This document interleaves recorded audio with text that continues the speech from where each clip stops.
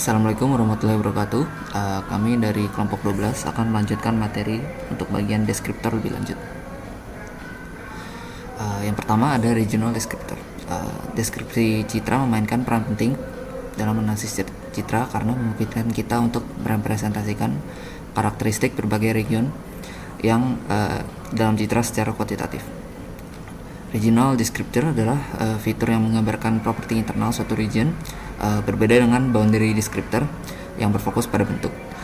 Dalam praktiknya, regional dan boundary descriptor sering digunakan bersama untuk memberikan karakterisasi lengkap terhadap objek dalam citra. Oke, konsep pertama yang akan dijelaskan adalah area dan perimeter. Dua deskriptor dasar suatu region adalah area dan perimeter atau luas dan keliling. Area didefinisikan sebagai jumlah piksel yang berada dalam region tersebut. Jadi bisa dilihat dalam gambar ini, kalau area itu semua piksel ini dihitung.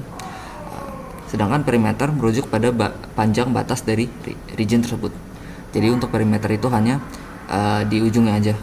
Jadi di piksel-piksel yang pinggiran aja gitu. Ya, kelilingnya.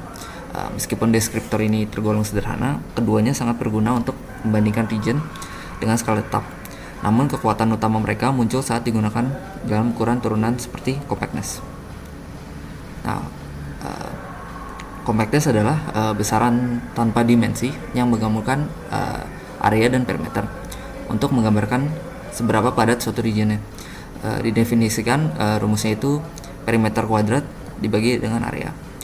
Deskriptor terkait lainnya adalah circularity ratio yang didefinisikan rumusnya itu 4pi dikali area dibagi perimeter kuadrat, dengan A adalah area dan P adalah perimeter dari region.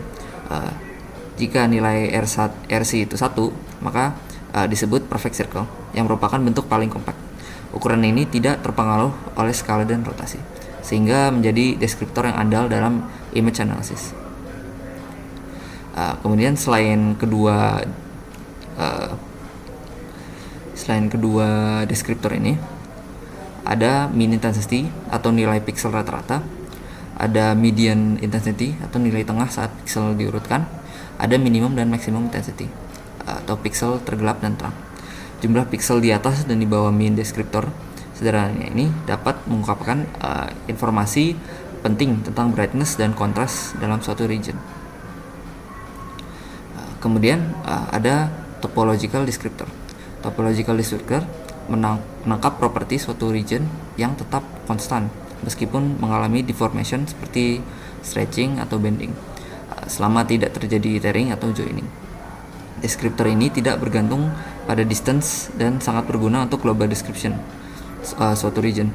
Contoh klasiknya adalah jumlah holes dalam suatu region yang tidak berubah oleh transformasi topologis. Jadi bisa dilihat pada konsep Euler number ini. Jadi dalam suatu citra dapat dicari holes. Jumlah holes dalam suatu region adalah suatu properti topologis utama. Hole adalah region yang sepenuhnya tertutup di dalam region lain tetapi tidak menjadi bagian darinya. Misalnya suatu bentuk dengan dua holes akan tetap memiliki dua holes meskipun diregangkan atau diputar. Ketetapan ini menjadikan jumlah holes sebagai deskriptor yang andal untuk object identification. Kemudian connected component adalah sekumpulan piksel yang saling terhubung dan memiliki atribut yang sama. Mengidentifikasi connected components sangat penting dalam banyak tugas image segmentation. Sebagai contoh, region dengan 3 objek yang berbeda akan memiliki 3 connected komponen. Komponen-komponen ini berguna untuk mengisolasi dan menganalisis bagian-bagian individual dari citra. Ini contohnya. Jadi di sini kita lihat sebuah citra ada bentuk yang seperti huruf A dan bentuk seperti huruf B. Euler number dari dua properti ini itu bisa dihitung dengan connected components C dan jumlah holes-nya H. Jadi kalau di sini bisa dilihat kalau huruf A itu connected components-nya ada 1, kemudian holes-nya juga ada 1. Jadi Euler number-nya tinggal E sama dengan C dikurang H, jadi 1 kurang 1 sama dengan 0. Untuk B komponennya, connected komponennya ada satu, karena ini ada satu aja. Kemudian tab holes-nya ada dua, karena ada bolong dua di sini. Jadi hasil Euler number-nya adalah negatif 1. Kemudian ada Euler formula untuk polygonal network. Jadi kita dapat citra seperti ini. Dalam citra ini yang dihitung adalah ada beberapa unsurnya. Ada edge, hole, face, dan vertex. Untuk region terdiri dari garis lurus atau polygonal networks, Euler number dapat dihitung dari E sama dengan V dikurang Q tambah F, dengan V itu vertex, Q itu edge-nya, F ini faces. Start dengan rumus ini setara juga dengan E sama dengan C dikurang H. Sebagai contoh, polygonal network dengan 7 vertex, 11 edge, dan 2 faces memiliki Euler number tinggal di substitusi 7 dikurang 11 tambah 2 sama dengan negatif 2. Rumus ini memungkinkan structural analysis terhadap bentuk dan region seperti jaringan. Oke, kemudian akan review kode MATLAB-nya di sini. Oke, jadi kode ini digunakan untuk menghitung regional descriptor. Jadi ada menggunakan function region prop. Ini mengambil binary image dan akan mengekstrak value area, perimeter, dan bounding box-nya. Kemudian bisa juga dihitung circularity dan security ratio-nya berdasarkan region props yang sudah diberikan. Kemudian ada rectangularity dan elongatedness. Kemudian ada Euler number calculation. Ini dihitung dengan cara rumus yang tadi.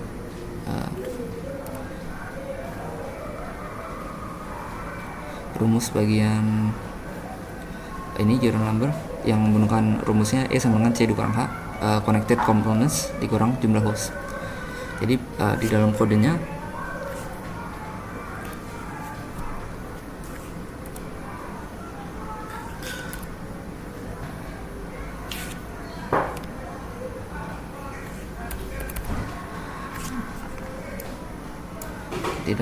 ini bisa dilihat kita akan membuat binary 3 buah binary image. Ada binary image yang berisi 1 hole, ada yang 2 hole, dan ada yang 3 hole. Jadi ini untuk membuat binary image dengan hole-nya 1, hole-nya 2, dan hole-nya 3. Kemudian bisa menghitung Euler number-nya menggunakan function BW Euler dan menerima input binary image tersebut. Kemudian akan diplot hasilnya. Jadi ketika di run akan bisa terlihat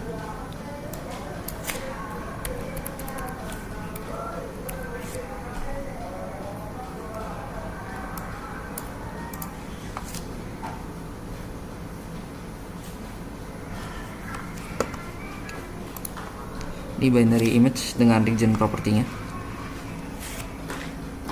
Jadi areanya bisa dilihat ada 1961. Ini adalah jumlah pixel yang berada di lingkaran ini. Jadi tadi lingkarannya itu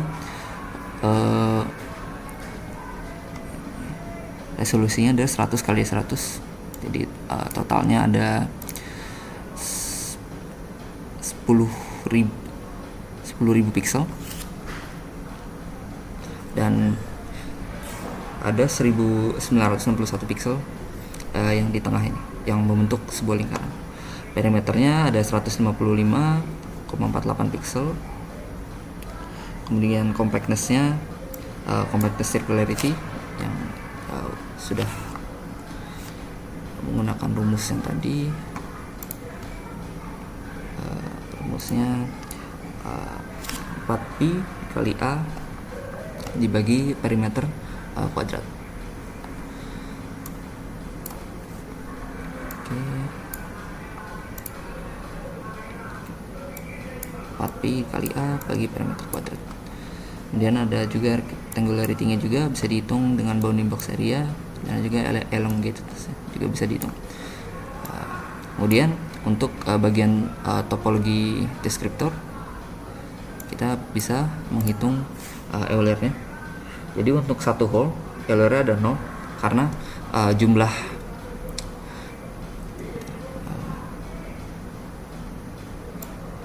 bisa di ini nggak kelihatan tapi di sini ada hasilnya. Untuk satu hole kita bisa lihat Euler-nya adalah 0, untuk 2 hole adalah negatif 1, dan untuk 3 hole adalah negatif 2. Ini menggunakan rumus yang tadi aja, menggunakan rumus E sama dengan C dikurang A. Sekian dari bagian saya, bisa dilanjutkan dengan rekan saya.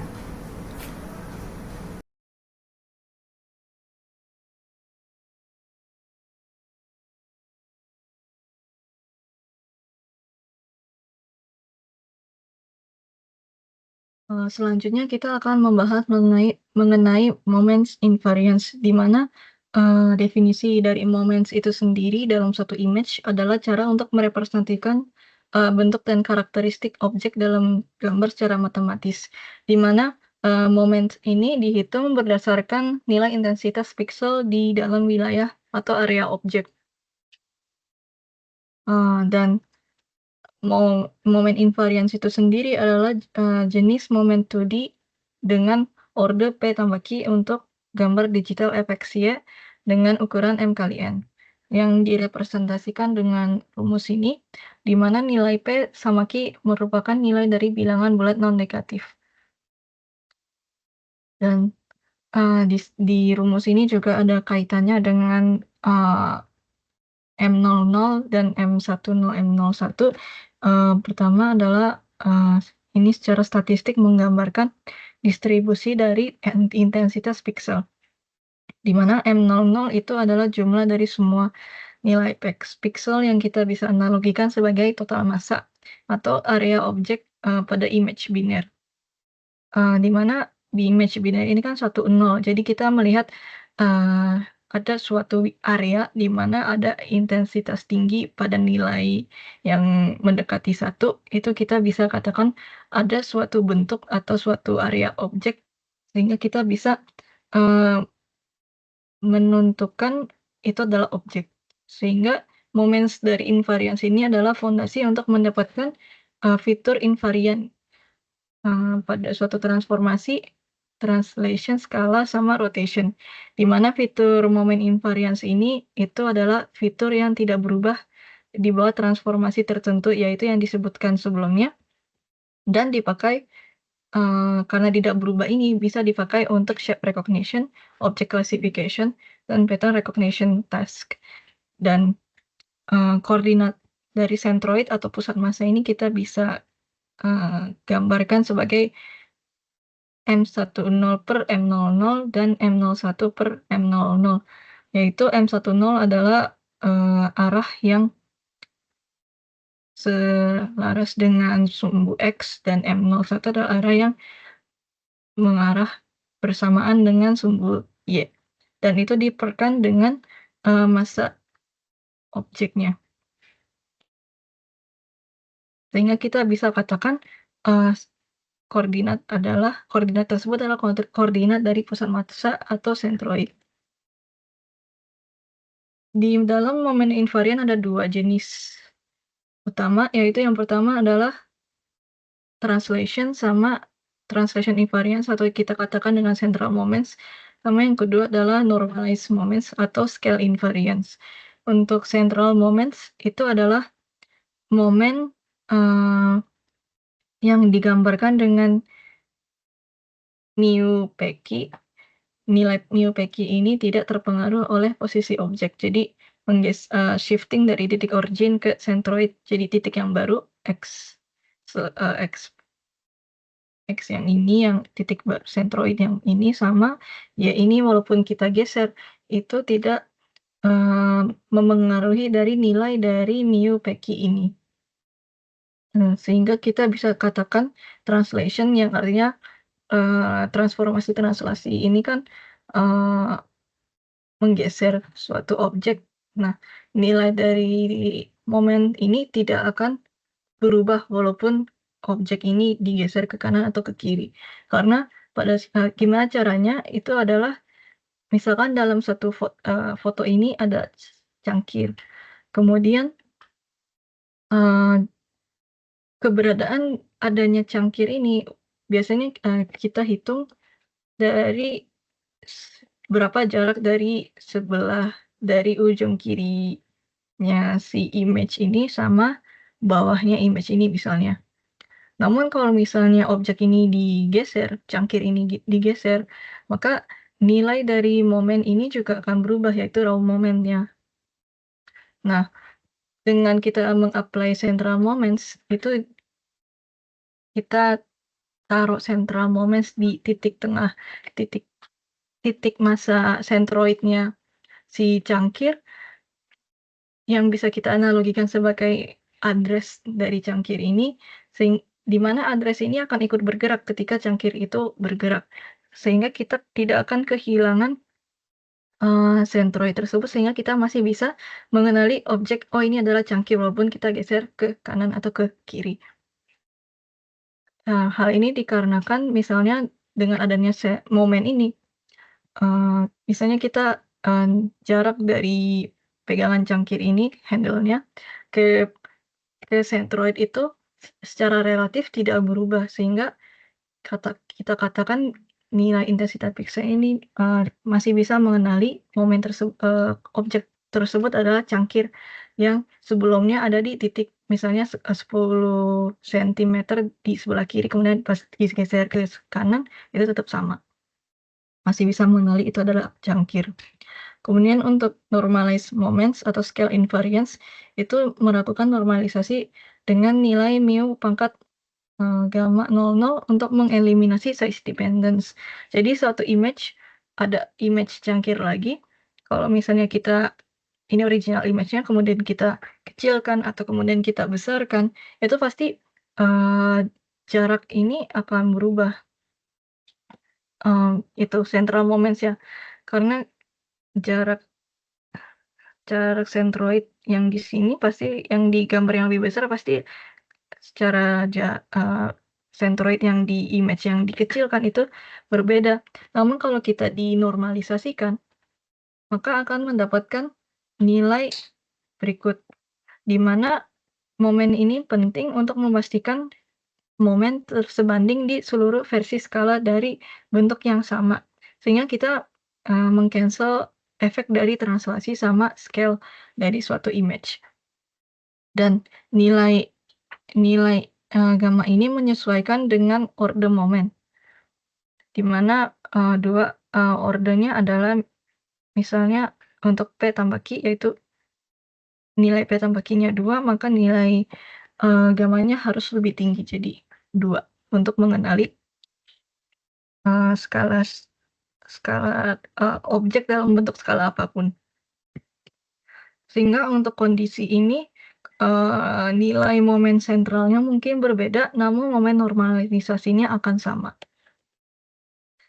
Yang ketiga adalah rotation invariance, yaitu Hughes moments, di mana kita mengkombinasikan nilai momen normalisasi untuk membangun suatu invarian baru lagi, invarian order yang lebih tinggi, yang masih bisa mengenali objek baik dalam posisi apapun. Misalnya kita geserkan ke kanan, kemudian rotasikan image itu ke 45 derajat misalnya, kemudian atau enggak image kita kecilkan lalu kita direfleksikan atau di-mirroring-kan.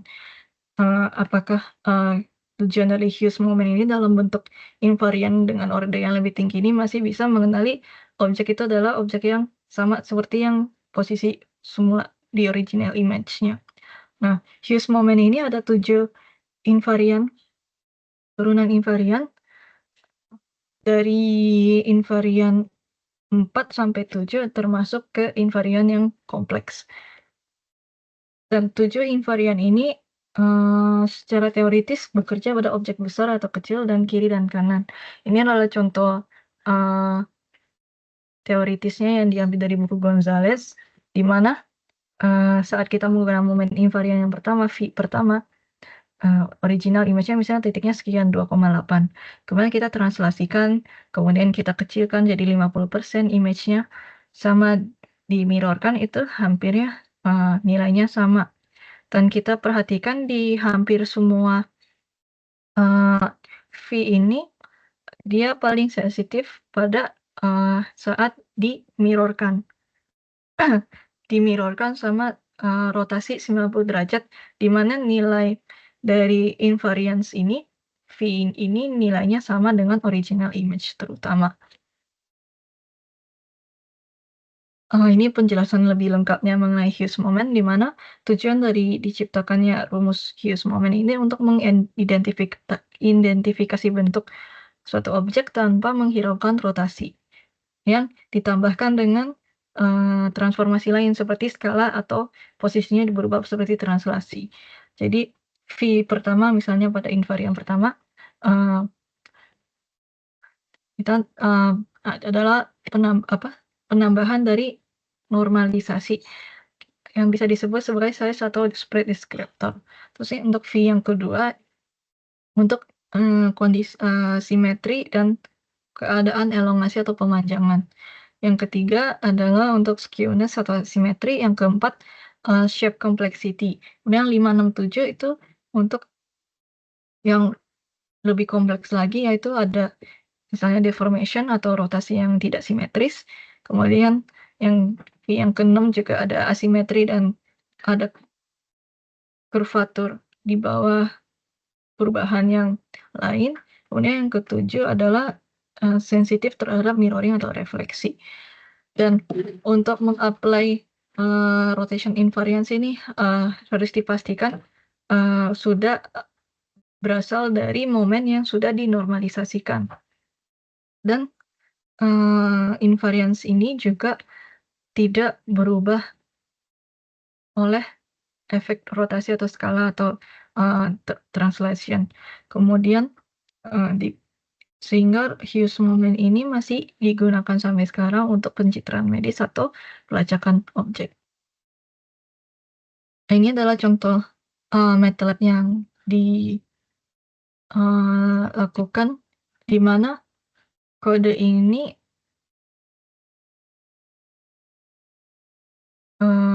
mengimplementasikan rumus-rumus rotation 7 invariance ini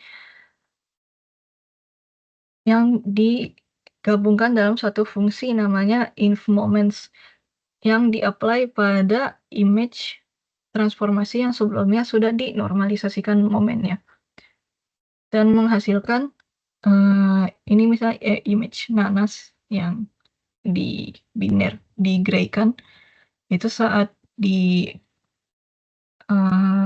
original image-nya kemudian ditranslasi misalnya geser ke kanan di sini, kemudian di half size, di-mirror-kan sama di rotasi 45 derajat sama rotasi 90 derajat. Dari sini kelihatan saat kita mengapply rumus-rumus invarian 7 invarian ini menunjukkan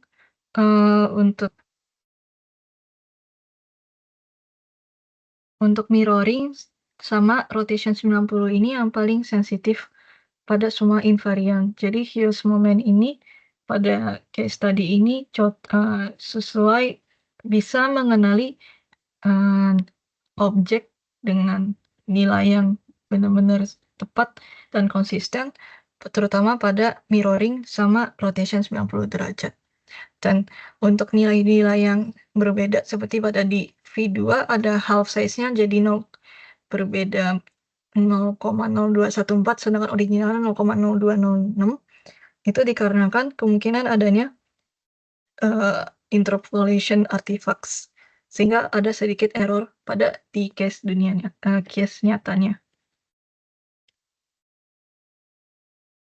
Kemudian kita membahas PCA atau Principal Components untuk menyederhanakan data kompleks, di mana PCA merupakan metode reduksi dimensi yang digunakan untuk mengurangi dimensi dataset yang besar.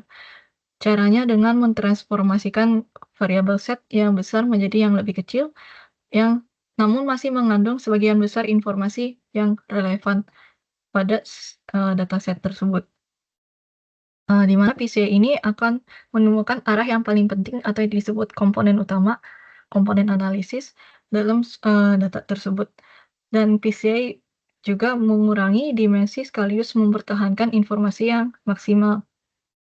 Metode PCA sendiri adalah unsupervised, dengan PCA itu mengimplementasi eigenvektor dan eigenvalue, di mana eigenvektor sendiri adalah arah dari varians maksimumnya seperti backbone-nya.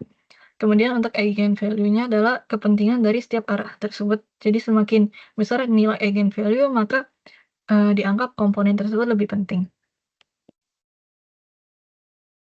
Cara kerja PCA adalah dengan mensenterkan data, yaitu zero min, yaitu mengurangi rata-rata dan disejajarkan dengan origin. Kemudian untuk covariant matrix itu mengukur bagaimana nilai pixel itu bervariasi secara bersama-sama, dan dekomposisi eigen itu pada eigenvektor akan ada sumbu baru yang namanya umumnya dinamakan PC1, PC1, PC2 untuk menunjukkan relasinya. Dan eigenvalue-nya adalah varians di sepanjang sumbu-sumbu tersebut. Project data terakhir adalah memproyeksikan ke data, di mana kita menyimpan vektor eigen teratas.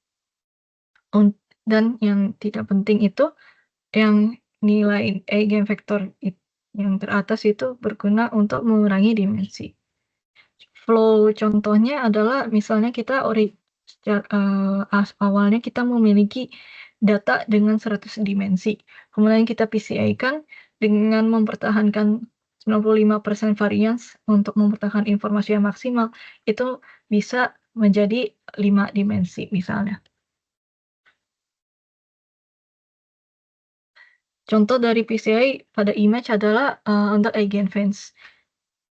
Untuk pengenalan wajah, yaitu merepresentasikan wajah sebagai kombinasi gambar dasar PCA, dan melakukan recognition yang tadinya kita memiliki dataset image yang banyak seperti 10.000 pixel, itu bisa melakukan pengenalan melalui PCA yang sudah diseleksi PCA dengan 50-100 komponen teratas. Langkahnya yaitu pertama mengambil banyak gambar wajah dan mengkonversinya menjadi suatu vektor. Kemudian nilai pixelnya juga di-flattenkan. Kemudian menemukan wajah rata-rata dari semua gambar tersebut, mengenali wajah-wajah tersebut. Kemudian melakukan subtraction dari wajah yang dirata-ratakan itu, dan mendapatkan variation dari setiap wajah. Sehingga kita bisa melihat perbedaan seperti ini subtraction-nya. Lalu kita apply-kan PCA untuk menemukan pola yang paling signifikan atau eigenvektor dalam perbedaan untuk mendapatkan nilai eigenphase-nya. Nah, nilai eigenphase-nya itu kemudian bisa dijadikan sebagai patokan atau resep bobot untuk saat kita menerima gambar baru lagi. Namun untuk PCA kondisi eigenphase ini hanya bisa apply secara efektif untuk yang wajahnya tercenter di fotonya dan terpengaruh oleh lightening-nya juga, pencahayaannya. Kalau misalnya terlalu gelap sama terlalu terang, kemungkinan effectiveness eigenphase ini kurang bagus, kurang mengenali.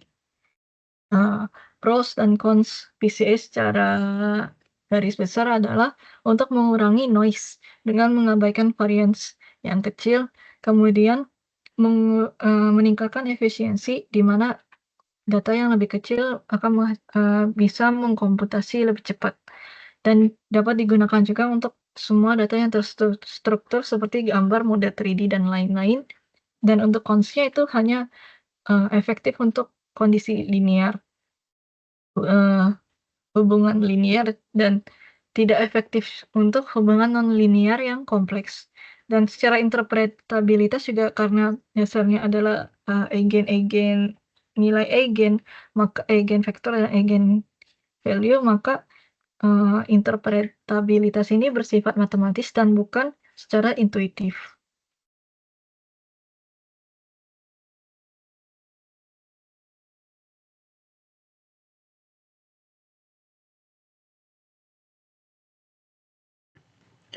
Baik, sebelumnya perkenalkan nama saya Satyananda Sulistyo.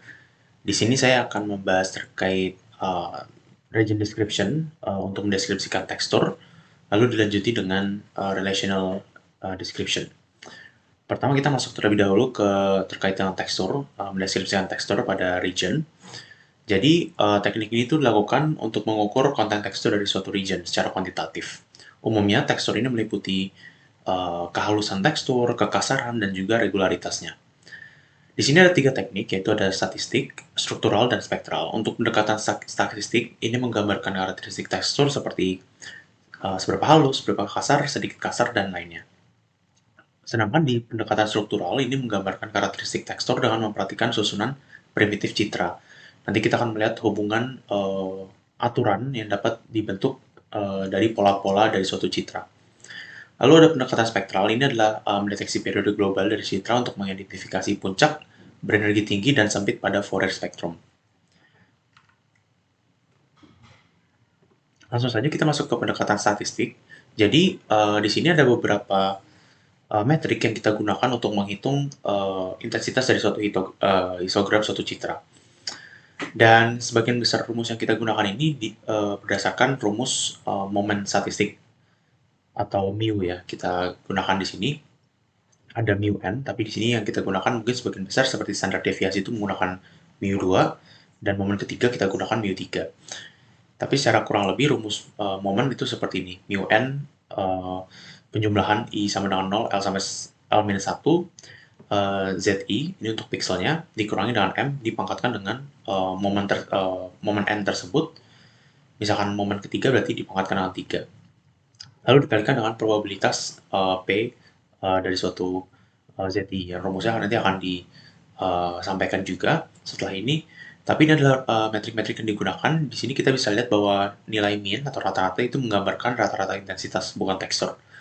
Tekstur baru bisa kita lihat dari metrik standar deviasi contohnya, di mana variasi tinggi itu menandakan tekstur yang kasar. Sehingga kalau misalkan standar deviasi tinggi, artinya variasi juga semakin tinggi, maka teksturnya kasar. Kalau misalkan standar deviasi rendah, berarti teksturnya lebih halus.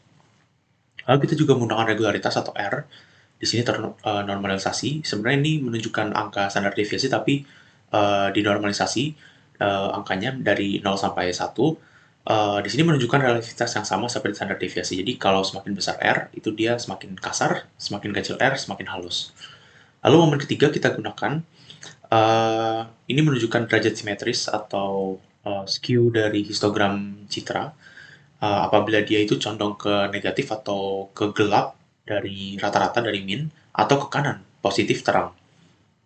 Nah, di sini rumusnya menggunakan momen ketiga, mu 3. Lalu kita punya juga uniformity atau keseragaman. Keseragaman ini menunjukkan tingkat kehalusan. Jadi, kalau misalkan nilai keseragaman semakin tinggi, itu artinya semakin halus. Di sini rumusnya kita gunakan UZ. Lalu untuk entropi ini adalah biasanya perubahan informasi atau perubahan pola ya.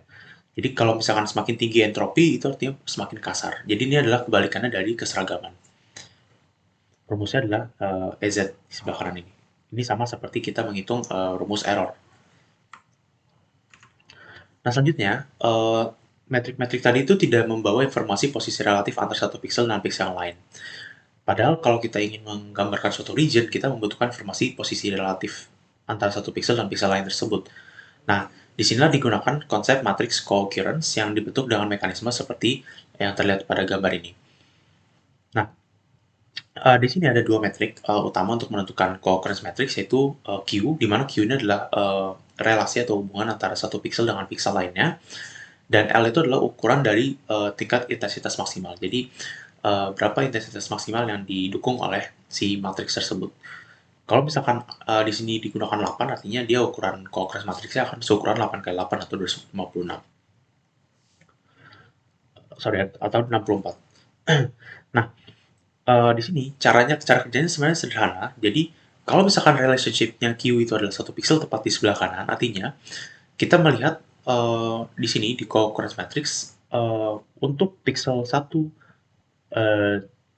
diikuti oleh satu tepat di sebelah kanannya, maka ada satu saja. Kenapa? Karena di sini ada angka 1 dan di kanannya diikuti oleh angka 1. Artinya ada satu di posisi lain tidak ada angka 1 yang diikuti angka 1 lainnya. Jadi hanya ada satu. Kalau kita lihat 1 diikuti dengan 2, itu ada 2. Di sini 1 2 dan di sebelah sini 1 2. Lalu kalau misalkan kita lihat 6 2, itu ada 3 occurrence, yaitu di sini 6 2, 6 2, 6 2. Seperti itu. Konsepnya sederhana. Nah, di sini kita memiliki satu matriks luaran, yaitu probabilitas pasang titik memenuhi Q, yaitu memiliki nilai ZI dan ZJ, seperti tadi konsepnya. Dan ini adalah nilai probabilitas, jadi dibatasi dari 0 sampai 1. Rumusnya adalah nilai pada posisi IJ dibagi dengan penjumlahan elemen pada matriks Q. Nah, N ini penjumlahan elemen pada matriks Q itu adalah jumlah dari seluruh nilai-nilai ini, konstanta ini. Jadi 1 tambah 2 tambah 1 tambah 1 tambah 1 tambah 1 seterusnya sampai terakhir. Itu hasilnya kalau di sini ini adalah sekitar 30 angkanya. Nah, nilai probabilitas ini kita gunakan untuk metrik-metrik seperti ini. Jadi ada maximum probability, ada correlation, contrast, uniformity, sama seperti tadi. Tapi di sini kita membawa informasi pixel, satu pixel ke pixel lainnya.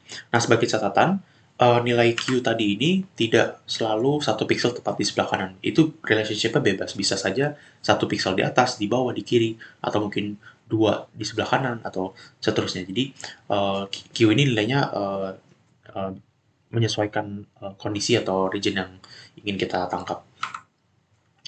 Nah, di sini ada konsep MR dan MC juga, yaitu min R dan min C, yang dimana R itu adalah row untuk baris dan C itu adalah kolom untuk kolom. Nah, jadi kita menghitung secara independen. Jadi kalau misalkan kita menghitung MR, itu artinya kita menghitung min pada baris, secara baris. Lalu kalau misalkan kita menghitung MC, itu artinya kita menghitung min secara kolom. Nah, di sini ada juga istilah neighbor. Neighbor itu sebenarnya adalah pixel yang berkaitan sesuai hubungan pada Q. Misalkan tadi kita Q-nya adalah satu pixel tepat di sebelah kanan. Artinya neighbor dari suatu pixel itu adalah pixel sebelah kanannya. Seperti itu. Nah, selanjutnya adalah efek dari co-occurrence matrix pada suatu citra aktual. Di sini ada 3 buah citra, yaitu citra yang paling atas yang sebelah kiri itu adalah citra acak atau noise yang arbitrary. Lalu yang kedua, yaitu yang di tengah, yang itu adalah garis-garis vertikal, pola-pola garis vertikal. Dan gambar ketiga di sebelah kiri bawah, itu adalah gambar PCB. Nah, di sebelah kanan, ini adalah transformasi menjadi co-occurrence matrix-nya. Secara observasi, gambar yang noisy di awal, itu juga akan memberikan matriks yang noisy juga, secara acak. Sedangkan di matriks yang, di gambar yang memiliki pola vertikal, pola vertikal seperti ini, kita bisa melihat hasil seperti ini. Jadi, ini adalah sifat simetris dari diagonal utama yang diakibatkan oleh simetri pada gelombang sinus. Jadi, simetris pada co-occurrence matrix itu juga melengkung diagonal seperti ini. Nah, di sini ada nilai-nilai titik-titik yang bukan nol, yang terang. Ini sebenarnya terjadi karena adanya perbedaan nilai antara pixel bersebelahan, pixel neighbor, secara horizontal itu dalam gelombang sinus horizontal juga kecil. Sehingga ada nilai-nilai bukan nol atau nilai-nilai terang seperti ini. Nah, kalau yang gambar ketiga yang PCB itu lebih padat nilai bukan nolnya, yang dimana dia menunjukkan variasi tinggi pada nilai intensitas. Sebenarnya ini menunjukkan pola yang seragam, tapi lebih banyak variasinya. Kalau ini kan hanya vertikal, garis-garis vertikal saja, tapi ini ada pola-pola yang mungkin vertikal, ada yang kotak-kotak, lalu ada yang lingkaran-lingkaran seperti itu. Nah, untuk tahap kedua ini adalah pendekatan struktural. Jadi, kita dapat membentuk pola dari aturan S menuju AS, di mana A itu merepresentasikan lingkaran, dan artinya lingkaran dengan arah tertentu. Misalkan kita punya 3 aturan, di mana A itu adalah lingkaran ke kanan, B itu adalah lingkaran ke bawah, dan C adalah lingkaran ke kiri. Kita dapat menggabungkan operasi tersebut menjadi satu rantai AAA, B, CC, BAA.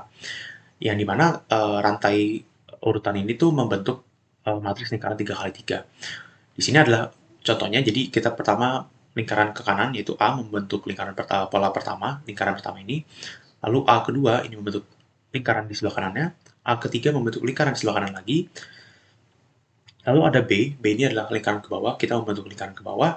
Lalu C ke kiri lagi, B ke bawah lagi, A ke kanan, dan A ke kanan. Sehingga di sini dibentuk pola 3x3 berbentuk lingkaran. Nah, terakhir untuk pendekatan spektral, ini adalah memantau atau mengobservasi spektrum Fourier untuk mendeskripsikan tekstur. Sebenarnya ada 3 karakteristik yang bisa kita pantau. di sini ada puncak-puncak pada spektrum frekuensi atau spektrum Fourier yang mencuat, di mana ini memberikan arah utama dari pola tekstur. Lalu lokasi puncak dalam domain frekuensi memberikan periode fundamental spesial dari pola, dan ketiga, mengeliminasi komponen periodik via filtering akan menyisakan elemen citra non-periodik sehingga dapat dideskripsikan oleh teknik statistik. Jadi, elemen citra non-periodik ini nanti bisa diolah lebih lanjut oleh teknik-teknik statistik yang sudah dijelaskan sebelumnya. Nah, di sini adalah gambar pola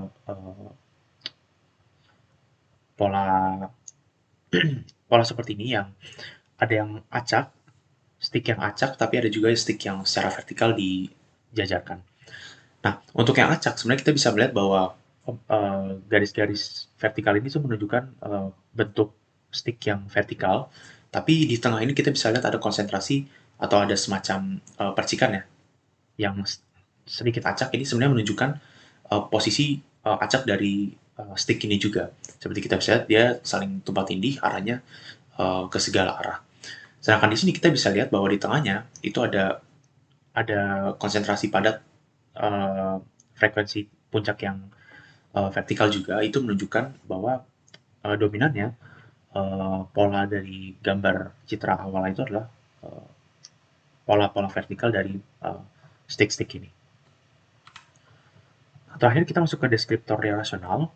Jadi pada pendekatan struktural dari deskripsi tekstur tadi, kita bisa menuliskan hubungan variabel aturannya menjadi S menuju AS. Nah, konsep tersebut itu sebenarnya dapat digunakan untuk menangkap pola repetitif dalam suatu boundary atau region.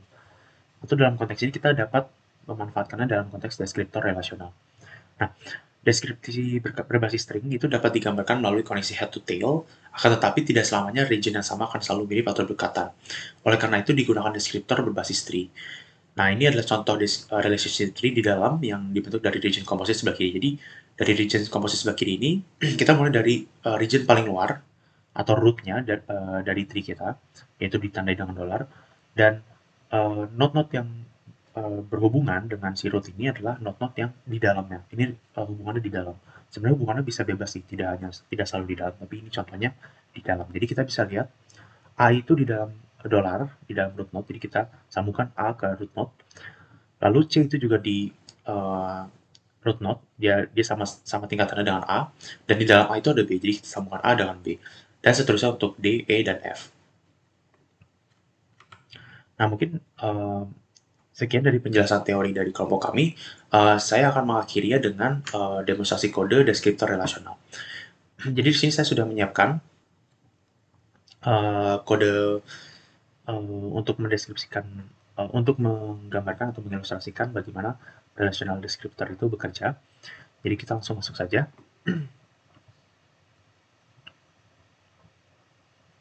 Nah, di sini saya membuat suatu image biner dari from scratch, di mana saya membuat 3 buah centroid atau 3 buah lingkaran. Dengan centroid itu ada di titik 50, 50, 120, 50, dan 85, 120. Radius dari masing-masing lingkaran adalah 20. Lalu saya melakukan rasterization, di mana rasterization ini sebenarnya mencetak lingkaran tadi berdasarkan centroid dan juga diaugmentasi ke image black and white tadi atau image biner tadi. Lalu di sini kita show figure pertamanya, lalu kita ekstrak centroid dengan region props, dan kita menghitung jarak euclidean antara satu lingkaran dengan lingkaran lain menggunakan fungsi norm di sini. Lalu kita membangun relationship nearest neighbor. Jadi relationship-nya dalam tree-nya itu adalah nearest neighbor yang berdekatan. Lalu kita grafkan juga seperti ini. Nah, kita run saja langsung.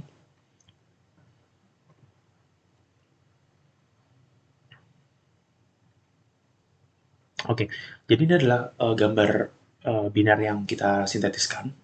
Kita bangkitkan secara sintetis 3 lingkaran dengan posisi di 50-50, 120-50, dan 85-120.